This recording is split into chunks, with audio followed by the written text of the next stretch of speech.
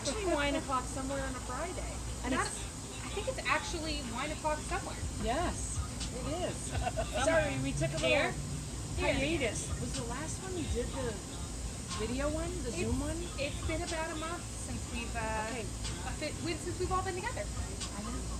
Well, Carolyn has her schedule figured out now, so she can come play with us on Tuesdays now. Yes. So Tuesdays are going to be the day. Every few weeks, no set date, but every few weeks we'll do it. So, but we've all been extremely busy in our businesses, our personal lives, our summer lives, our work lives, all that stuff. So I don't know. And Mia here made some great videos for us that she's introducing us all. So again, we'll go around. I'm Liz. I'm Carolyn. I'm Marie. And I'm Mia. And welcome to It's Wine O'Clock Somewhere. And today, actually, let's patronize the place we're at. We're at a place called Sip Coffee and Beer, and they also have wine and other drinks. There's 2 locations. We're on one in Arcadia, off of Indian School in Phoenix, and the other one is in Scottsdale. So far, we're very pleased with their drinks. Yes. Come down, take a look. They have a beautiful patio. Dogs are welcome on the patio. Yay! Yeah, and we had to come out on the patio because it was a little loud inside. People are back out again in Phoenix, and it's awesome. It is. Yeah, I was actually on a real estate training class today, and they were literally talking about finding your market for wholesaling, and they were like, don't necessarily do it where you live. Learn what's going on in the country and different areas. And it was literally, they mentioned like in Phoenix, it's like COVID never happened. People are out and about and doing things, and I was wonderful. Like, yeah, kind of compared to other places in the country, definitely. I know. So let's talk about that a little tiny bit, because one of the things that Mia and Marie do are short-term rentals here, and they're having stellar months for this time of year. So why don't you each talk about that a little bit? Yeah, I think the fact that, Arizona is opening up and people know that, they're looking to escape somewhere. So we've had plenty of people come down from Utah, from California, Washington, all of these nearby states that are still very much on lockdown. And it's been interesting to see the response. And normally in June or July, we'd have a couple of weekends booked and we'd be happy with that just to pay the bills. But this time of year, because of the current situation with COVID, we are literally booked almost the entire month of June and almost the entire month of July. I know, so awesome. We can't have our meetings at our house anymore. Houses are booked. I know. And how about you? Well, I need to change my settings on mine because I don't have a whole lot of bookings right now. However, I still have my long-term rentals, one until mid-July, and then the other one actually leaves this week, which we're very sad because she has a very sweet doggie that we love. Mention again, I don't know if we talked about it on here. Tell them what you do for your dog tenants. I love it. It's so cute. I leave them with like a whole little thing of dog treats and doggy bags, and actually give them a special trash can to put their doggy bags in so that they don't go in our indoor. So maybe on here you can post a picture of how cute. I'll post a picture. Interest-worthy. Yes. And then recently, because the neighbor complained that her dog was going to the bathroom in their yard, even though she was cleaning it up every single time, they didn't like it. So I dropped off a big old slab of artificial turf and told her that I left Max a present. And she walked outside and she was like, oh. And she's moved the turf to the shade area, and her and Max literally sunbathe every day. So that's awesome. They're happy. I would like to add, in regards to climate, the one thing we didn't mention, if any of you guys are watching this later on in our lives, you'll find that we're in the riot time right now. So we didn't mention this. We're at the kind of end of COVID-19 scare and things that are going on there, and instead we went into protest and riot. I know protesting is fine. Yes, protesting and vandalism. So we do want to send out our regards to George Floyd and his family and everyone else who is oppressed in some way or another, and we stand with you. So and we appreciate everyone taking that stance and appreciate everyone protesting peacefully. And just wanted to send out our regards to everyone. Yeah, and it's definitely changing our climate here a little bit right now again, because now we're on curfew, back on a curfew here. We are. And now, so not to change the subject, but in lieu of the subject, are you guys sharing that with your tenants? Are you requiring, is there anything there, or is that just like their news to focus on? I didn't. And I didn't think either. about Not it. to put you under, but that's I guess they would find that out by knowing that, but it's their responsibility. I mean, we're not the only city that has enforced that, or the only state. So I've spoke to multiple people around the country. I would think that you would kind of be aware of what's going on, but it would maybe be good to mention. Well, in your places, you have places down by where there was the heat. Oh, you both do. The heat of the moment, because you and then her Scottsdale places were very susceptible. Not your places weren't, but your tenants, your visitors, guests were very close proximity to where some of these were happening. Yeah. Not that it spelled over to there, but it still was. Yeah. I've been pretty lucky because mine's just enough outside of downtown that it doesn't encompass downtown. It's a 5-minute Uber ride, but it's not. It's still yours. Yeah. Yeah, and even my Old Town Scottsdale house, I feel like are far Just enough enough out. from. Do you think even the people mall maybe or were going to park over there or moving around? I don't And know. even though there's a curfew, there's places like Target, where I'm still currently working, that is considered essential. So they are not shutting down early. They're open till their normal time, which right now is 9 p.m. During the whole COVID situation. So they're on a short time frame. But if you need essentials, if you need food, because we sell food, you can go to Target still till 9 p.m. But there's a lot of places that are closing early. Fry's closed Yes. at 7:30 yesterday. And I think it depends on where they are too. Maybe. Yeah. And I think it depends on Subway the corporate closed at 7. company too. Yeah. Target as a whole had decided that they were going to stay open, to be an essential provider. But then some of the Target stores are closing because they've been in the line of fire. Correct. So, Yes. not to speak And generally. unfortunately, there's been a couple of Target stores that have been vandalized in other cities. That so severely that they are not even going to reopen that store. Wow. So that community has now impacted all of the people that worked at that particular store, because now they will no longer have a job. So, it's... Well, yeah. So we just peace and love. Yeah. Spread the message the right way. So yeah. So to change the subject a little bit, not that that's not important, but Mia, what is happening as a realtor? What's happening in the state of the market now with COVID and with now is this situation affecting the market at all? Are you seeing? As of right now, our market's still on the rise. Recently, we've gone back to a very similar market as January, February, and we have still a shortage of housing in Phoenix, Arizona, and surrounding cities. We for a couple of months, we actually did start seeing a lot of sellers offering concessions to buyers, and that's going away. We're kind of seeing that concessions start to disappear again. We still have a shortage. We don't have as much of the COVID scare as people were initially concerned about. There are still a lot of requirements on lending, so if you have a lower credit score, it's a little harder to get approved right now, but not impossible.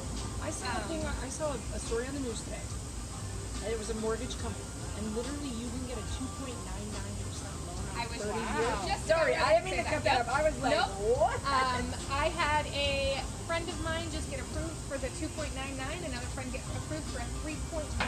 Wow. So now is the time to refinance or purchase. However, I did read a recent article that said don't be in a hurry to refinance, that these numbers may not go away super quick. We might see them for the next month or two. So, get what you need to in order for the next month and refi in a month. Yes, and the only thing that I heard was, the Fannie Mae and Freddie Mac have changed their requirements as far as verifying employment. Yes. So that has become a little bit more difficult.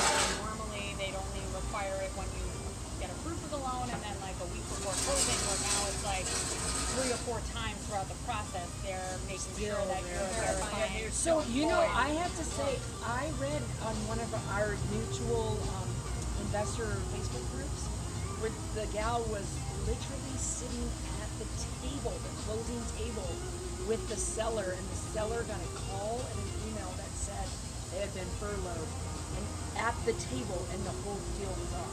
Oh, wow. Yeah, that would be Heartbreaking. and ouch. On all parties. And all too. parties. You Yeah, know no, it. she was That's a able no to. fault. Yeah, yes, but at the table was told, got the phone call that followed, so Wow. that may have been, So so. that's part of the yeah. issue is they really want to verify that you're still employed because right now, there's so many companies out there that are laying off employees and some, did it right away and people started collecting unemployment, but we're seeing those rates, I think, still rise. Well, I think the thing that's crazy is that it's so deep in the who's affected. Everybody's affected, but you don't know when you're affected at what time, and all of a Right. sudden you're the one that's affected, and you're like, wait a minute, things are opening back up again, but it's going down the line. It's certain industries are opening back up, but not every industry. Right, but even if but and even then if the an industry, supplier industries what I mean. for those industries are affected. That something down the line is all of a sudden like, oh, I thought I was good, and then you're like, no, that part of the chain of command or line or necessity or supply isn't needed anymore. You're like, or they're scaling back. If they are opening up, they're on a limited opening up, so they're not providing full service what they used to. So then their supply demand also changes. well, okay, so let's look at this. Right. I was out to lunch today, and at a place where I know the menu pretty well, and I kind of knew what I wanted going in there. And they have the paper menu, it's a limited menu, and that item that I wanted wasn't on there. So now this is where I go back to that supplier. So, then that's, those things are going down the line. And I had read an article, that same thing about this gentleman who owned a high-end seafood restaurant, and when he closed, then his oyster farmer was like, what do I do with all the oysters that I farmed? Like, what do I, he closed, but then, and then he's like, now I farmed a these chain oysters reaction. knowing that you were going to buy them and all my other people, now they closed. Now what do I do with all these oysters? So it's crazy. Street sell 'em, I guess. Do it. And then, that would be great. I would But go you buy might it. need like a special license to do that versus selling to a Versus just giving it, store. I mean, there's so many things to think about or that get affected. Kind of elaborating on the way real estate's being affected, one of the things that I'm kind of seeing commercial-wise is a lot of these companies that hold larger offices where they have commercial buildings and stuff like that, a lot of employees are going home. So one of the things that me and my team and a handful of people have kind of predicted is that a lot more people are going to go from larger offices or renting out multiple things to going into this kind of a private workspace where there's smaller offices or renting smaller areas. Like I know you guys have looked into that. Yeah, Like a WeWork. right. And we've been looking at investing into a co-working space. So, and that's my, one of the factors I feel like to get into that space and why that's so appealing to me is because if these larger companies decide, you know what, long term we're scaling back and we're going to have very limited staff that we supply office space for, and everyone else now has to work from home. Because companies are seeing, I guess they're seeing productivity go up, obviously limited overhead, so they're like, yeah, let's take advantage of this.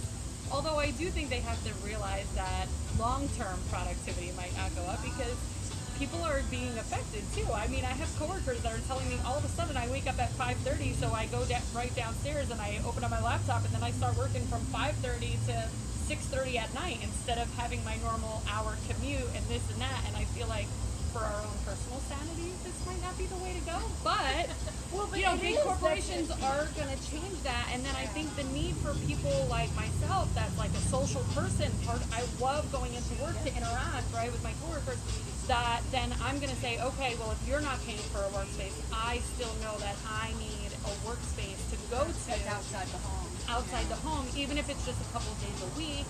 So I think that space of co-working is gonna be a good opportunity because, and then even some of these companies that now, my company has 2 stories of a building in downtown Phoenix.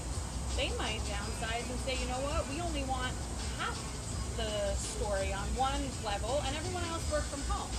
Well, okay, so they're downsizing, and some of them I think are even gonna say, instead of even me taking this half a story here, let me just take 2 or 3 offices in a WeWork space and put my, 10 or 12 essential employees in that kind of atmosphere because now I'm not paying Or all you're of the rotating. overhead. You can rotate. You're in Have 3 a days, 2 rotating days, space.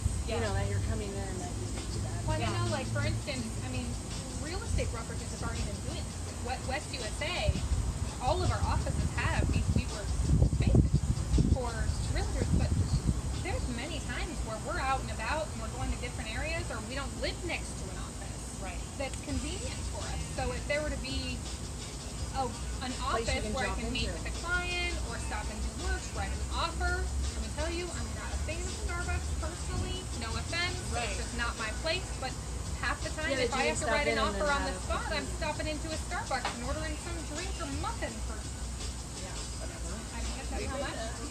Right. To sit and do that kind Just of so I work. can write a contract. Yeah. And so if I could, rent a space or. It's a very Yeah, and it's a very interesting model too, because now I've been doing research on all the different types of co-working models out there, as far as like, are you paying a monthly membership? Are you paying for a private office? Are you paying for a private desk? Are you paying for a shared desk? Are you paying for a day? Are you paying for Who 1 day a offers, week? who offers beer 2 and days a wine week? free? Beer and No wine joke.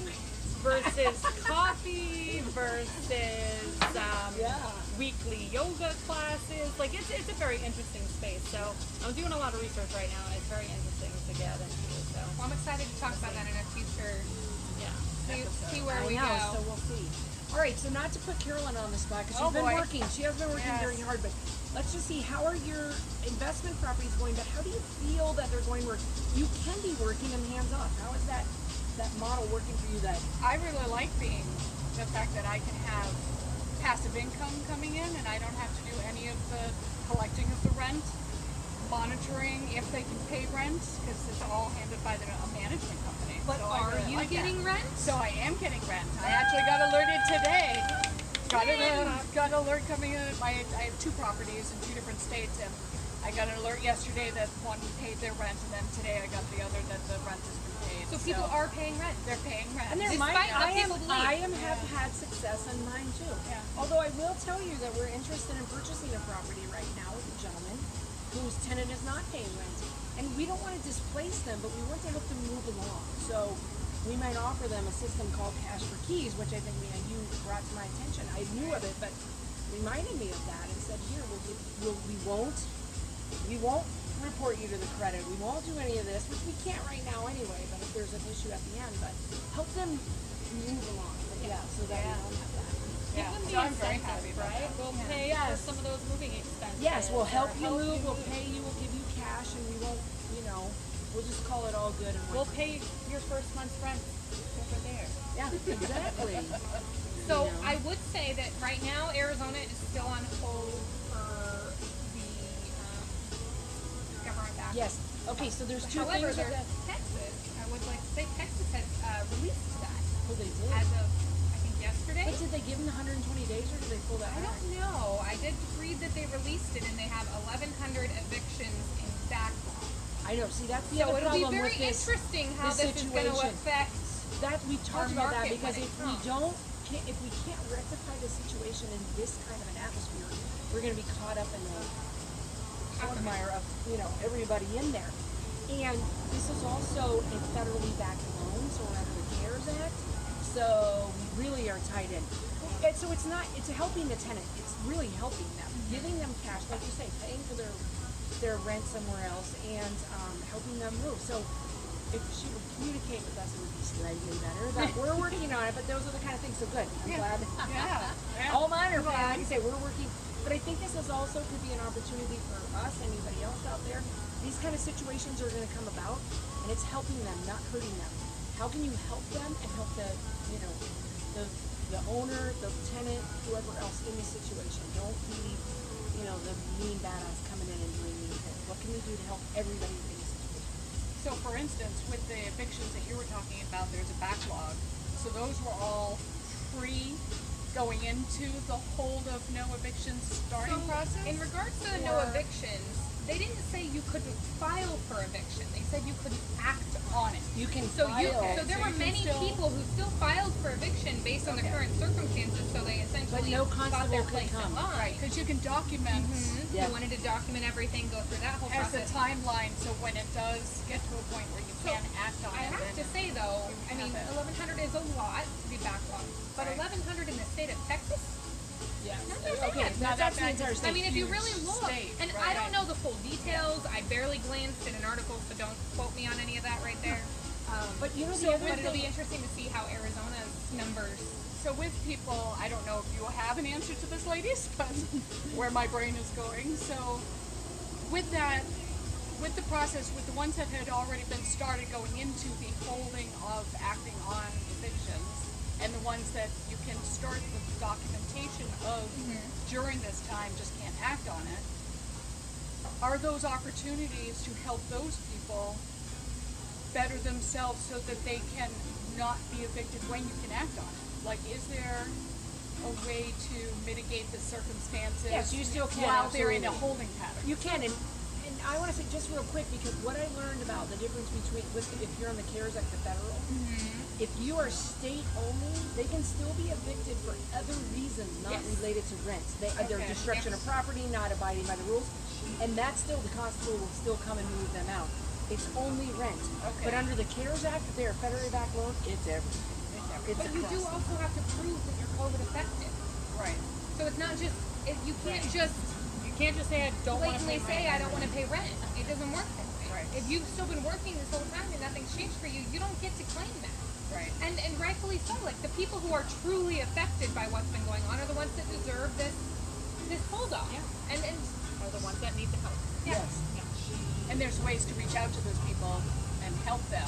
Yes, but they also Perhaps. need to be responsive. Like I say, this Yes. one Yeah, gal they is have to not be able to communicate. being Yeah. responsive and, knock on the door and throw over the next. But we're trying to help her, and they said that. So she needs to be a little bit responsive in that situation. So yeah, like I say, back to that. I'm just glad because for all of us, we all have. Drop off a letter that says, "Did you know that you qualify for COVID assistance?" Yeah.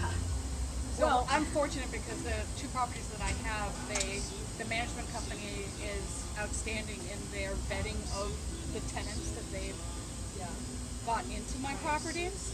So they've already vetted them ahead of time, and I asked the management company, like, overall, they have a large number of properties across the country that they manage for people, and how were they affected, and it was less than 100 properties. Out of their, I think it was 6,600 properties. Over across the country, so less than 100 they had to deal with situations where they had tenants in there that were affected by COVID-19 and layoffs or furloughs or unable to pay rent or And that's okay. That's what screening process. But that's then what they- the process is. That's yeah. what the protection is for. and the management company has also put in a protocol of reaching out and helping them trying to figure out what each individual person's situation is so that they can say, okay, for you, we can make these kinds of adjustments moving forward until we get back on the full plan. So they gave me those same protocols if in the event one of my two tenants were unable to pay rent and I were in that situation, but knock on metal. It's not even what. That's what. Wood is up here. I'm fortunate that mine are paying rent and I can pay, I can save the money that's coming into my account, but I'm also paying off the mortgage on the second property. So I can still pay my mortgage with one of the two properties. Yeah, you go. So Liz, how is your current rehab going? Well, I have a few. I have two right now, but I have a. Pause for a second. Okay, we're back. Sorry for the sound interruption. We are outside on a patio. Yes. Okay, but we do want to hear just a little bit Of about my latest your latest thing. story. Okay, I don't think, just to preface, don't get into the roof, but definitely tell us about the flood irrigation because I think it's Right. something that not It's everybody unique. knows of what it is. Okay, so if you're here in Phoenix and you've been here for a while or you're down in town, we have a unique watering system here. It's called flood irrigation. And it really was the premise of a lot of orchards that were here in central Phoenix. And that we have canals all throughout the city that were based on the Indians and the when they were here and how they ran water to the desert. And then remember we got that lesson from SIP. I know. We He did gave get us an a very incredible good lesson with history Teddy lesson. Roosevelt and some other. It was Teddy interesting. Roosevelt and who else the president at that time and what they came up with, or Hoover, the Hoover Dam. So anyway, so flood irrigation here is a real thing because they would run the water through the canals, open a series of valves, and let the water flood into the yard or the field, close the valve, and then, move the water on down. Well, in Central Phoenix, it's very prevalent still for watering lawns now. Some people like it, some people don't. I happen to have a property right now that has a flood. Not only did it flood irrigate on the property, but a couple of the boxes, the controlling boxes, are on an easement in the back of the property. Previous owners had removed the wall to the easement, which isn't a problem as long as you allow people in your backyard, which we do. We allow people in the backyard to fix that. Well, and we no longer flood irrigate. So the valve to flood irrigate our yard needs to not only be closed and not only needs to be sealed, it should be permanently closed off in case the seal ever breaks, the valve ever breaks, anything in this box. So, long story short, I'm never allowed to deny water, and nobody is allowed to deny water to anybody else. And the water is owned by the earth. Right. So you can't deny water, and you have to allow water to flow. So I can't, and I don't want to deny it, but the box was leaking in my backyard. Right. And so just to give you an idea, it's a box that's about 4 foot by 4 foot. Is it 4 And foot? about Is it that big? Yeah, 4 foot by 4 foot, and about 8 feet deep. Yes, 8 feet deep, and all you see is the holes for the pipes that come in from the different directions. North, right? east, So south, and west. All 4 directions, all 4 walls have a pipe, and the flood irrigation comes from the end of the street, and SRP, our Salt River project, who does not, again, own the water or do anything with the water. They just turn the valve, let the water flow down, shut off the valve. Yeah. And then somebody else comes along in the yard and opens up the valve in your yard if you want it to flood irrigate. If you don't, they don't open the valve. But like I say, that's the valve that should be. And that's an independent contractor. Yes, But you should mention that because it is an you don't independent call contractor. SRP. No, They're not the ones that open up. You can yours. do it yourself. You can pay. You can do it yourself. You can have somebody. But in these neighborhoods, a lot of people have somebody do it. So note to self: you always find out who the independent contractor is in the hood because they're the first person that knows the most system about it. So, needless to say, my box is leaking in the backyard. I don't no longer use it, but I am depriving some of the people to the west of me the water because it keeps leaking in my yard, and I have to shut it off. So it's not Until it's fixed. And so we've had it fixed, and then we had it fixed, and then we had it fixed, and it flows every 2 weeks, and you don't know if it's leaking until It flows. it flows. So we had a lot of people around there today. Everybody was out. We've all determined what the problem is. Now here's another. I wanted to say this because I really want to stress this. The person to the north of me, my backyard neighbor, no longer gets flood irrigation either, and he never wants it again because he has his own irrigation system, and he has a pool.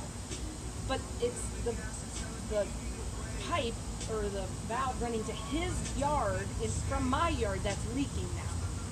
And so I had to get a written confirmation from him that he is okay, that I pay someone to go down into the box and permanently seal that hole off so that the water cannot go up there. Now I say permanently, it can be moved. It's going to be a cement thing, you can take that out. And so I'm doing that, and he gave me a verbal. I will get a written, and my new owners will get that, my realtors will get that, and everybody. So now the water will not flow north and south, but it'll always flow east and west, and it's just going to be like a pass-through. And I'm not allowed to take the box out in my yard because there's a trap door going west, and if for ever some reason they need to shut it off, they need to be able to slip the door down in there and shut the water off. I know more about flood irrigation now than I ever. Hey Liz, what's your motto? Ask me how I know. But anyway, it's just a knowledge. It's just learning and knowing and educating. And I had some buyers interested in a house from back east in Nebraska. That alone scared them because when you come from cold climate and you think water flowing through my yard and flooding, you don't understand that it doesn't freeze here. And even if it freezes, that is not freezing. That's a 1 day, 2 day of something. So it's intimidating. So the story will continue in the next thing. We thought we had it fixed today, and it flooded again today. It leaked and then flooded some stuff. So very interesting story, and I really would help. If anybody in the Phoenix area or anybody has something else, ever feel free to reach out to me about that. Or pet urine. I'm also the pet urine specialist. So that She will be has another more video. views on YouTube Yes. for how to remove pet urine. Yes. It's only, the flood irrigation is only flooding the yard. It's not affecting the actual structure of the house. But it can. But it can. But it can, because that's where you have to turn it on and off, or else the water's going to continue to flow. And if you don't, you can risk flooding. That's why you have to pay them. You either have to go out and do it yourself. And let me tell you, sometimes the flood irrigation runs at 2:30 in the morning. You have to be out there, but you can pay somebody to come open the valve and close the valve for you. Good to know. Yeah, if you don't, it stays open. It doesn't stop. It doesn't stop. No. there's So, no- I know we're gonna yeah. So anyway, we'll have cut more off to here come on pretty that. soon, but I have a fun question for everybody. Okay. We love Arizona. All of us chose to live here on purpose, Even in the heat. even in the heat. That's reasonable. So, I want to know, what's your favorite summer activity? Carol, Inside or Arizona? outside? in Arizona. In Arizona or outside of Arizona? I know. I was going to say going up to In Colorado. Just clarifying questions. My favorite summer activity probably would be when I get the opportunity to drive out of the valley itself and go up north to the high country so I can hike. What's your favorite hiking spot? Area. Don't say spots. We don't tell secrets. I like Sedona. I like the Sedona area the most. Liz, I besides don't Colorado. know. I know. Yes. In the summer, I would say night swims are always fun. Like swimming at night with the lights and everything. Like Night I of just full did it. moon. Are you gonna swim in the full Yes, moon I am. and taking I the am gonna energy? swim, Yeah, unfortunately, we can't skinny dip in my backyard because it's open to the public in the back, so that'd be scary. Who walks in the back Anyway, back at night? I know. Okay, so night swimming would have been my answer, I think. Although, with our camper, and now we have a couple of neighbors that also have campers, I would say camping up, near Pine, near Payson, some of the cooler climates. That's definitely on the top of my list for the summer. And what are you about doing? you? Because I know What about you? Yeah. I love all of those, and kayaking is my thing right now. And Oh yeah, because we I got paddleboards, so that's fun too when the lake is open. So I have a few kayaks, and I've been doing a lot of early morning or evening kayaks. and I'll go going up kayaking camping with to you go because I do kayaking. love kayaking. Well, Just to tonight own my own. I'm going up to do a full moon kayak on a piece of the Salt River. So my first experience kayaking on the Salt River, and it'll be in the middle of the night. So get glow sticks. So fun. Glow sticks and flashlights. So I'm excited. Nice. But yeah. That's awesome. So Arizona is fun in the summer. Yes. Oh my You god. definitely enjoy It's it. so much fun in the summer because there's just another set of stuff. Oh yeah. And the trick is to have friends also that have cabins up north. Yes. Or campers. Do we Or need a campers. camper? Or they come with you. Hey, I just got my new little camper. I do I have know. friends that have Friends in high places, literally. up in Pine Top Lakeside. Nice. There. Yeah. Yeah, Okay. we were actually looking at, we got recently, I know we're about to close up, but my husband got a pamphlet recently for Havasu RV sites, like on Lake Havasu.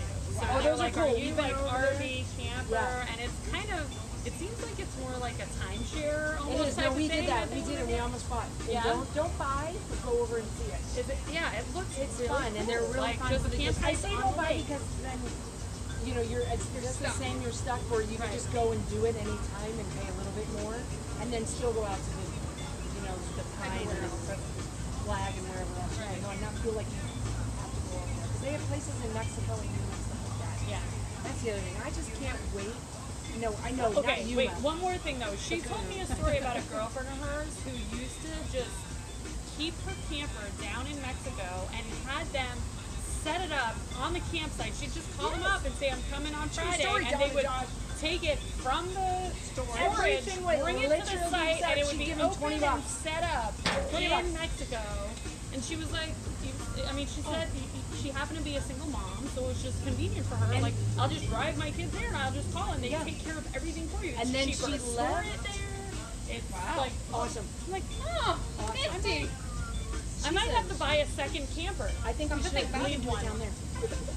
That's my favorite. Okay. What's my favorite? Has anybody been to Patagonia? I've heard about Arizona? it. the rolling green hills in Patagonia, south, beyond Tucson, that direction. Oh, I've been down that way. So that would be an interesting place for me to explore. Yep. That direction. All right, All right, well, we'll have to do a final cheers. Cheers. Find your glass somewhere. Check out our fancy glasses. We'll be back if you in can see sooner them. than however long it's been. We'll be back in 2 weeks or something. But now we have Carolyn. Now I'm back. Oh yeah, fancy glasses. Beautiful cups. Peace and love. Peace and love.